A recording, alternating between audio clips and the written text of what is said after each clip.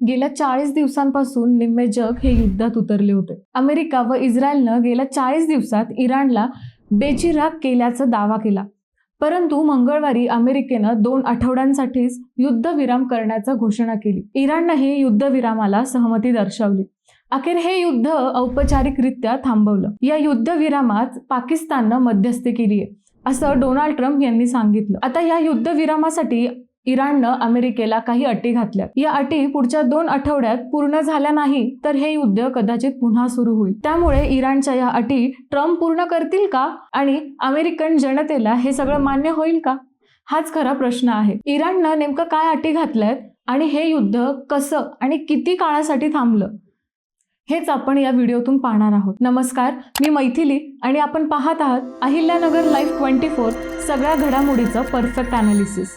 इराणचे सर्वोच्च नेते आयातुल्ला अली खामेनेई यांचे अमेरिकेच्या हल्ल्यात 40 दिवसांपूर्वी निधन झाले. या निधनाला 40 दिवस पूर्ण होत असतानाच मध्य पूर्वेतून शांततेची बातमी समोर आली. अमेरिका व इराण यांच्या 2 आठवड्यांसाठी सीज फायर जाहीर करण्यात आले. सीज फायर म्हणजे युद्धविराम.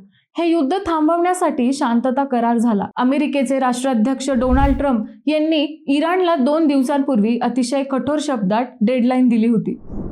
इराण चर्चेसाठी तयार झाला नाही तर फारसी संस्कृतीचे अस्तित्वच पुसून टाकू असा स्पष्ट इशारा ट्रम्प यांनी दिला होता. त्यानंतर मंगळवारी या युद्धाला विराम मिळाला.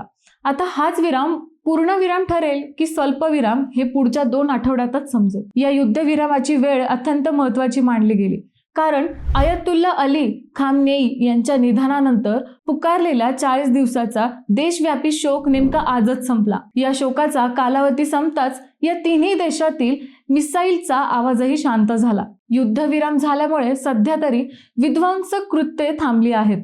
फक्त ही शांतता कायमस्वरूपी टिकेल का, हाच काय तो प्रश्न आहे. ट्रम्प आणि इराण यांच्यातील हा संभाव्य करार कोणत्या अटींवर आधारित असेल, याकडे संपूर्ण जगाचे लक्ष लागले. इराणची ही सभ्यता संपुष्टात आणण्यासाठी धमकी देणाऱ्या अमेरिकेचे राष्ट्राध्यक्ष डोनाल्ड ट्रम्प यांनी या इराणसोबत युद्धबंदीची घोषणा केली. दोनही देशांमध्ये 2 आठवड्यांच्या कालावधीसाठी शस्त्रसंधी लागू करण्यात आली. इराणने या युद्धबंदीला आपला राजनैतिक विजय मानले, तर दुसरीकडे अमेरिकेनेही हा आपलाच विजय असल्याचा नगारा वाजवलाय.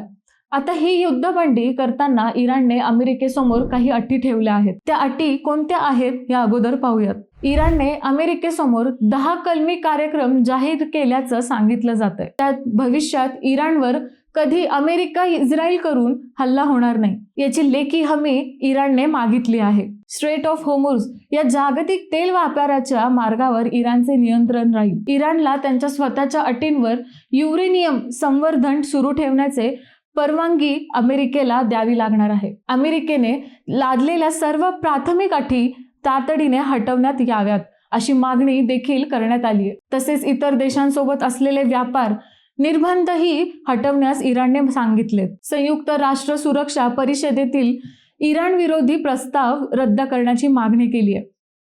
आंतरराष्ट्रीय अणुऊर्जा संस्थेमार्फत दिलेले सर्व आदेश मागे घेण्यात यावेत असे या अटींमध्ये नमूद करण्यात आले. युद्धात झालेल्या नुकसानीची भरपाई देखील इराणने अमेरिकेकडे मागितली आहे. पश्चिम आशियाई देशातील अमेरिकन सैन्य माघारी बोलवावे असे या 10 कलमी प्रस्तावात मांडण्यात आले. शिवाय हिजबुल्ला आणि सर्व आघाडींवर लष्करी कारवाया थांबवण्याची अटही इराणने मांडली आहे.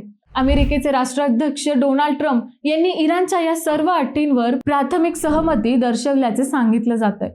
ट्रम्प यांच्या या सहमतीमुळे अमेरिकेतली एक गट प्रचंड नाराज झालाय.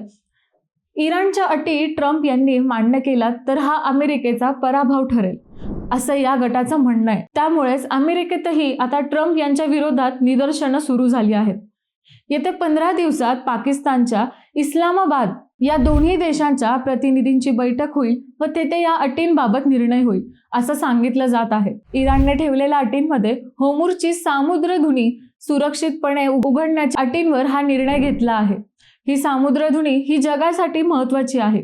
तेथे यापूर्वी कोणत्याही देशाला वाहतुकीसाठी टॅक्स लागला नव्हता, परंतु आता इराणने यावर टॅक्स आकारण्याची घोषणा केली आहे. हे ट्रम्प मान्य करतील का, हा सगळ्यात मोठा प्रश्न आहे. यामुळेच पुढच्या 15 दिवसानंतर हे युद्ध थांबेल का हे समजेल. सध्या हा युद्धविराम म्हणजे फक्त स्वल्पविराम आहे एवढं मात्र नक्की. मित्रांनो, तुम्हाला हा विषय कसा वाटला हे आम्हाला कमेंट करून नक्की कळवा. या युद्धात नेमकं कोण जिंकलंय, अमेरिका की इराण? तुमचं हे उत्तर नक्की कळवा. शिवाय व्हिडिओ आवडला असेल तर चॅनलला सबस्क्राईब करायला आणि व्हिडिओला लाईक करायला विसरू नका.